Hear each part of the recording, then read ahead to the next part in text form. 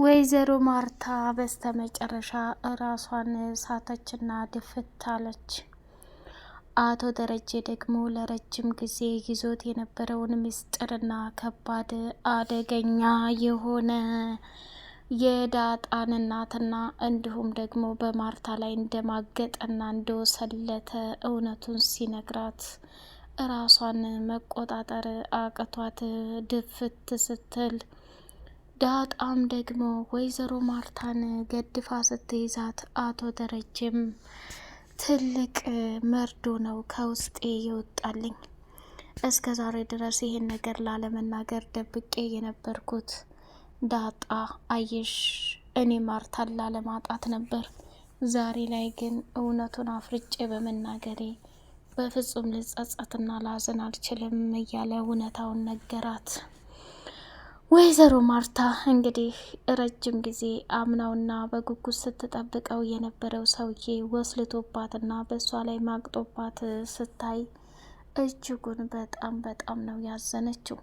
ወይዘሮ ማርታ የመጨረሻ እጣ ፈንታዋ ራሷን ስቶ መውደቅና ራሷን ስቶ ከባድ አደጋ ውስጥ መግባት ብቻና ብቻ ሆኗል። ሌላውና ትልቁ ቅሌትና ውርደት ደግሞ እያንዳንዱ የተፈጠረውን ነገር በሙሉ ለዳጣ ሲነግራት ዳጣ ካሁን በኋላ ምንም አይነት ጥያቄ አልፈልግም፣ ትልቁን ነገር አልረሳሁትም ብሏት ነበር። ማርታም ደግሞ ትልቁ ነገር ምንድን ነው እያለች ፍጥጥ ብላ ስትጠይቀው ሰላም እንግዲህ ከ21 አመት በፊት አንቺ ወደ ዱባይ የሄድሽ ጊዜና እንደ አጋጣሚ ሰክሬ ከባድና አደገኛ ስህተት ሰርቼ ነበር። በዛም በስህተት መካከል ዳጣ በመካከል ተፈጥራ አርግዣለሁ ብላ ስትል አርግዛ አመት 5 ወር ሙሉ ስትቆይ እኔም ዳጣን አስወጥቼ ጎዳና ላይ አስጣልኩባት። ከዛን ሰዓት ጀምሮ ዳጣ እስካሁን ድረስ ስትሰቃይ የነበረችው ሚስኪኗ ልጄ ይች ናት። ካሁን በኋላ ግን በፍጹም ለልጄ ስቃይም ሆነ መከራ አይገባትም እያለ እውነታውን ተናገረ። አቶ ደረጀ እንግዲህ በሆዱም ሆነ በአይምሮው ይዞት የነበረውን ህመምና ቁስል እስከ መጨረሻው ድረስ አራግፎ በመናገሩ ትልቅ ደስታና ትልቅ ኩራት ተሰምቷታል ማለት ነው።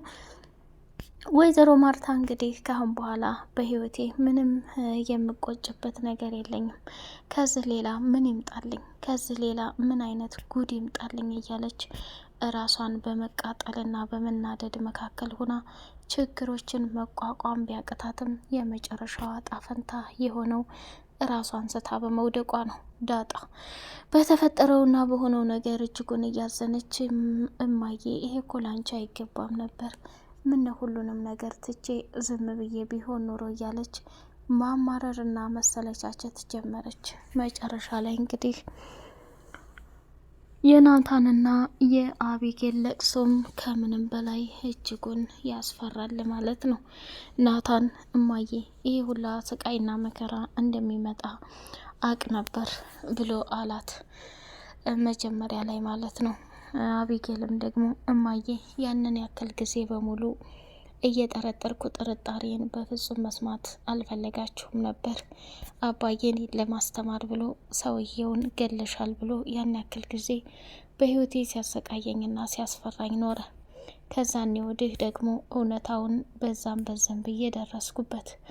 መጨረሻ ላይ ላንቺ ለመናገር በተዘጋጀው ሰዓት እኔንም አስታውሺ ማርታ፣ አንድ ነገር ብትሆንብሽ እድሜ ዘላለምሽን በጸጸት ትቃጣይ ትኖሪያለሽ ብሎ ሲለኝ እኔ ብነግርሽ የሆነ ነገር ብትሆኝ ጸጸቱን አልችለውም። እራሱ እንዳጠፋውና እራሱ እንደሰራው ተንኮሉን እራሱ ቢነግርሽ በጣም ደስተኛ ነኝ ብላ ተናገረች። ሰላም ውድ የተከበራችሁ የተወደዳችሁ የአዜትዮ ቤተሰቦች እጅግ በጣም ተወዳጁና በጉጉት የምንጠብቀው የዳጣ ድራማ እንደቀጠለ ይገኛል። ቻናሉን ላይክ፣ ሰብስክራይብ እያደረጋችሁ ለምታበረታቱኝ ውድና መልካም ቤተሰቦቼ አመሰግናለሁ። እጅጉን በጣም ተወዳጁና በጉጉት ስንጠብቀው የነበረው ዳጣ ድራማ እንደቀጠለ ይገኛል። ለዚህ ቻናል አዲስ የሆናችሁ በድጋሚ ላይክ፣ ሰብስክራይብ እያደረጋችሁ ቪዲዮውን እስከ መጨረሻው ለመከታተል ሞክሩ። የዳጣ ስቃይና መከራ አሁን ላይ ቀጥሏል። ዳጣ እንግዲህ አባዬ እውነታውንም ቢናገር የማየን ፊት ማየቱ ለኔ በጣም ከባድ ነው፣ እንዴት ትችለው ይሆን እያለች መጨነቅ ጀምራ ነበር። አቶ ደረጀም የእስካሁኑ ስቃይ ይበቃል፣ እኔ አሁን ላይ ከሌ ተጨነቀ አልተጨነቀ ምንም የሚያሳስበኝ ነገር የለም። ዳጣ ዛሬ በጣም ደስተኛ እንድትሆኚ እፈልጋለሁ። በአባትሽ ቤት እንደፈለግሽ እንድትሆኚ ላንቺ ዛሬ ልዩ ቀን ነው። እስከ ዛሬ በጎዳና ላይ ስትቃጠይ የቤተሰብን የአባትን ፍቅር አተሽ ስትንገበገብ ይኖረሻል። ዛሬ ደግሞ ለአንቺ ወጉ ይድረስሽ፣ በቃ ደስተኛ ሁኚ ብሎ አላት። እንግዲህ ደስታዋን ለማክበር መኪና ውስጥ ተመከራት በኋላ ተያይዘው ወደ ተዘጋጀው ፕሮግራም ሲሄዱ ዳጣም በደስታ አበደች፣ አለቀሰች። ከምንም በላይ ወይዘሮ ማርታንና ደረጀን አመሰገነች። እማዬ አንቺም እንደ ልጆችሽ ሳታጎልብኝ ምንም ነገር ሳትኝ በፍቅር እንትናልሽኝ። እንደገና ደግሞ አባዬ አንተም ቢሆን የአባትን ፍቅር ሰተህ ከምፈልገው በላይ ሁላችሁም ፍቅርና ደስታ ሰጥታችሁኝ እንትን ብላችሁኛል። ይህን ያክል ጊዜ እኔ ጎዳና ላይ አድጌ ስኖር አይደለም እንዲህ አይነት ነገር ቀርቶ ምንም ነገር አላቅም ነበር። አሁን ላይ ግን ሙሉ ቤተሰብ እንዳለኝ ተሰምቶኛል ብላ አለች። ወይዘሮ ማርታም ዳጥዬ ምንም ነገር አታስቢ፣ አንቺ እኮ በጣም በጣም ጥሩ ልጅና መልካም ልጅ ነሽ። ጥሩ ልጅ ስለሆንሽ ጥሩ ስነ ምግባር ስላለሽ ነው እስካሁንም ድረስ ከኛ ጋር የቆየሽው። መጥፎ ባህሪ ቢኖርሽ ኑሮ በጭራሽ እንደምታስቢው ከኛ ጋር ልትቆይም ቀርቶ አትቀጥይም። ለምን ብትይ እኔ ጸባይ የሌለው ሰውና መጥፎ ሰው እዚህ ቤት ማስቀመጥም አልፈልግም ነበረ። አንቺ ግን እጅጉን በጣም ለየት ያለ ባህሪ ስላለሽ ምንም ያደረኩት ነገር የለም። የኔ ቆንጆ ይገባሻል፣ እንኳን ተወለድሽ ብላ መልካም መልካም ምኞታን ወይዘሮ ማርታም ለዳጣ ገለጸችላት። አቢጌል እንግዲህ ሁሉንም ነገር ስታየው ከናታን ጋር መመካከር እንዳለባት ወሰነች። ናታን ወደ ፎቅ ሄደን ማውራት አለብን አለችው። እንዴ ምንድን ነው የምታወሩት?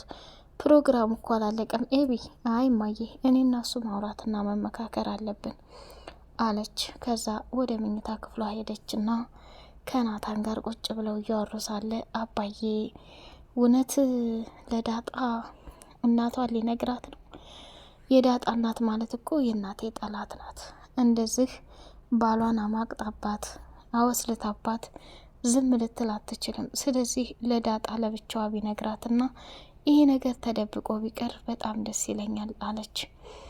ኤቢ እንግዲህ ምንም ማድረግ አይቻልም፣ አባዬ ሁሉንም ነገር ወስኖ ዳጣ እውነታውን ማወቅ አለባት ብሎ ስላለ እኛ ከማየት ውጭ ሌላ ምንም ልናደርግ የምንችለው ነገር የለም አለ። እንዴት እንደዚህ ትላለህ እማዬ? አሁን ይህን ነገር ብትሰማ ጤነኛ የምትሆን ይመስልሃል እንዴ? እራሷን ስታ ነው ድፍት የምትለው።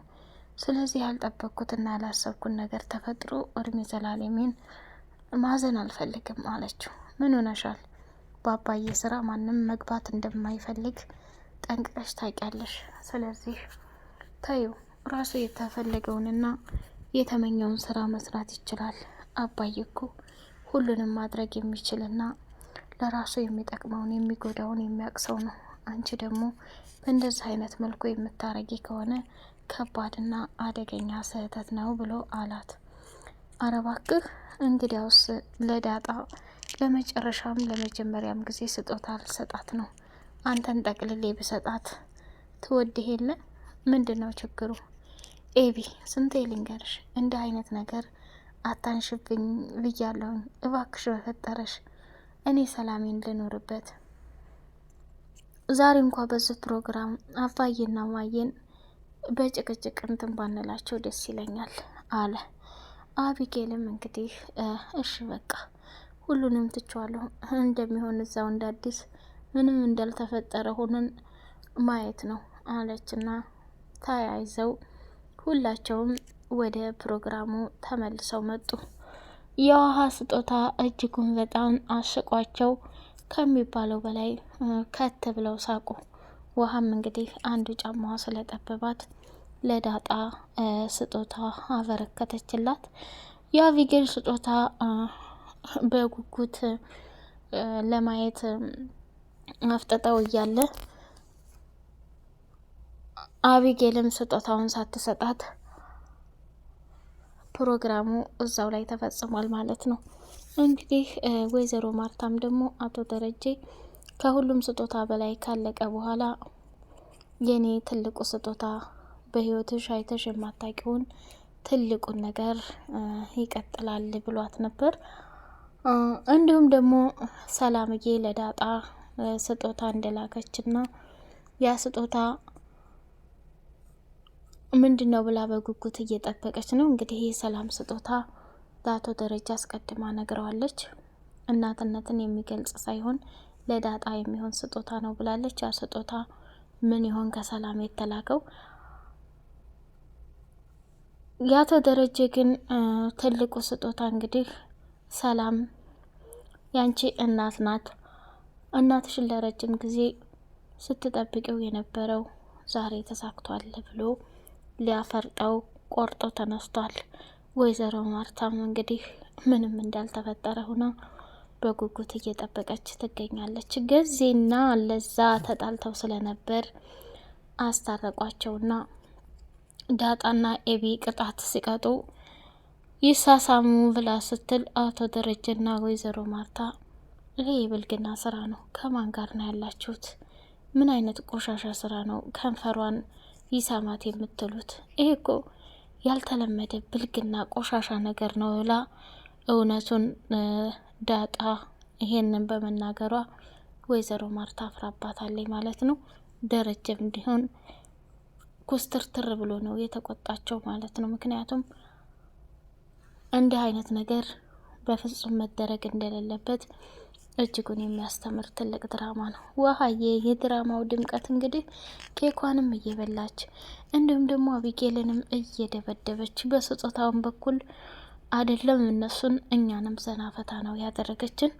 ዳጣ ከወትሮ የተለየ ደስታ እንዲሁም ደግሞ በውስጧ እናቷን የምታውቅበት ልዩ ቀን ስለሆነ ፍራቻም ተጨማምሮ ውስጧ የመረበሽ ስሜት ይታይባታል ማለት ነው። አርጆን ሰተት ብሎ መጣና ወይ ፍቅር ወደ አቶ ደረጀ ቤት ፊት ለፊት ሆነና በቃ ዛሬ የመጨረሻ ጊዜ ነው፣ ሁሉም ያበቃል፣ የኔም ህይወት እዚህ ጋር ላይ መፈጸም አለበት እያለ አናቱን በድንጋይ ራስ በራሱ እየቀጠቀጠው ይገኛል። አርጆን አቢጌል እንደማትወደው እና እንደማታፈቅረው በተደጋጋሚ ስትነግረው እንግዲህ ለማይወድህ እና ለማያፈቅርህ ሰው ይህን ያህል ጊዜ መስጠት የለብህም፣ የራስህን ህይወት ኑር፣ ካሁን በኋላ ከበራፌና ከሰፈሬ የማትጠፋ ከሆነ እድሜ ልክህን ልትረሳው የማትችል ከባድ ቅጣት አደርግብሃለሁ ብሎ አቶ ደረጀ ለመጨረሻ ጊዜ አቶ አርጆንን ተናግሮት ነበር። አርጆን ግን ፍቅር ያሸንፋል ብሎ በአቶ ደረጀ ግቢና በር ላይ እየተንከራተተ ይገኛል ማለት ነው። ውድ የተከበራቸው የቻናል ቤተሰቦች የዳጣ ድራማ ይሄንን ይመስላል። በቀጣይ ፓርት ምን እንጠብቅ? የማርታና የአቶ ደረጀ መጨረሻ ምን ይሆን? ሰላም ዳጣ እንግዲህ እናቷ መሆኗን ስታውቅ ምን አይነት ስሜት እየሰማት ይሆን የሚለውን እጅጉን በጉጉት እየጠበቅን ነው። እስከዛው ድረስ ላይክ፣ ሰብስክራይብ አድርጉ። ሰላም አለይኩም ወራህመቱላሂ ወበረካቱ።